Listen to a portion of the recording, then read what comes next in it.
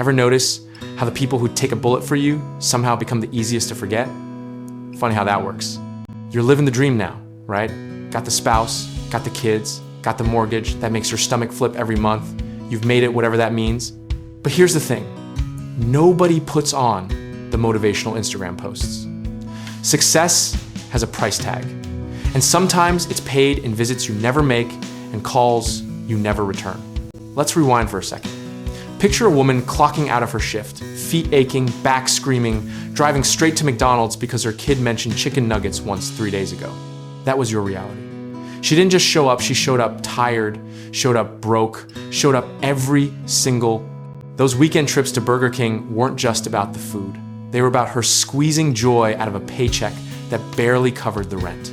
She turned fast food into fine dining because that's what love does when it's running on fumes and determination. Now imagine you're that same kid, except you've got gray hairs and a calendar that looks like a war zone. Every hour is accounted for. Every minute has a meeting, a deadline, a kid's soccer game you promised you wouldn't miss again. Where exactly does visit mom fit into that equation? Here's where it gets uncomfortable. You've become really good at something nobody taught you, the art of justification. Your brain is a defense attorney working overtime. She understands, you tell yourself. She knows I'm busy. Maybe she does understand. But understanding and being okay with it, those are different countries entirely. So what's really happening here? You've traded one dependency for another. Back then, you needed her for everything: food, comfort, rides, love, survival. Now you need the job, the routine, the structure that keeps your own family afloat. The irony is almost poetic if it weren't so heartbreaking. Let's talk about that feeling you mentioned. Trapped, restricted, suffocated by responsibility. That's real. Nobody's saying it isn't. But here's the twist. She felt that too. Every single day. Except her trap had your face on it, and somehow that made it bearable. You know what's wild? The same hands that used to hold yours in parking lots are probably holding a phone right now, wondering if today's the day you'll call. Spoiler alert, it probably isn't. Tomorrow's looking pretty booked too. The routine you're stuck in, wake up, work, family time, collapse, repeat. It's a prison you built yourself, brick by brick. Each brick made perfect sense at the time. Career advancement, financial stability, being present for your kids. All noble, all necessary, all somehow adding up to abandoning the person who invented being present for you. Here's where people usually jump in with the quality over quantity speech. You know, it's not about how much time you spend, it's about making it meaningful. That's convenient philosophy when you're spending zero time. Can't really get lower quality than non-existent. The math is doing something funny here. She spent decades making time appear out of nowhere. You can't find 30 minutes in a month. Something's not adding up, and we both know what it is. Let's try some role play. You're at her funeral someday, hopefully not soon, but time's undefeated. Someone asks you to say a few words. What's the speech? She was amazing, and I was really busy. That's gonna land with a thud you'll hear for the rest of your life. The corporate world has trained you well. Everything's a priority matrix now. Urgent versus important. Your family is urgent. They're right there, demanding attention every second.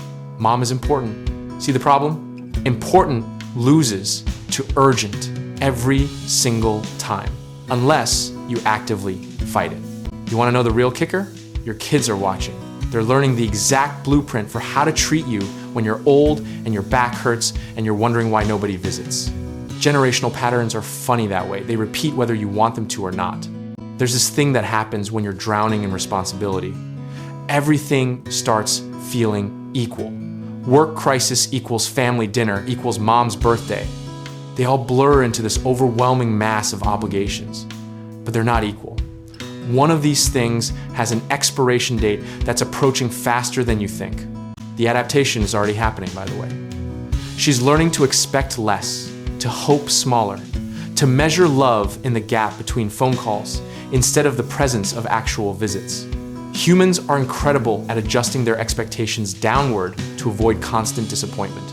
Social media is probably full of your pictures, your kids, your accomplishments, your carefully curated life. She's liking every single one, commenting with emojis, being supportive from a distance. That's what love looks like when it's been trained to take whatever scraps it can get. Here's the question nobody wants to answer. What exactly are you so busy doing that's more important than the person who sacrificed her busy to raise you? Not rhetorical. Seriously, what is it? Because unless you're curing cancer or negotiating world peace, the math isn't mathing. The cycle continues, of course. It always does. You feel guilty, you promise yourself you'll visit next week becomes next month, and suddenly it's been 6 months and you can't even remember the last real conversation you had.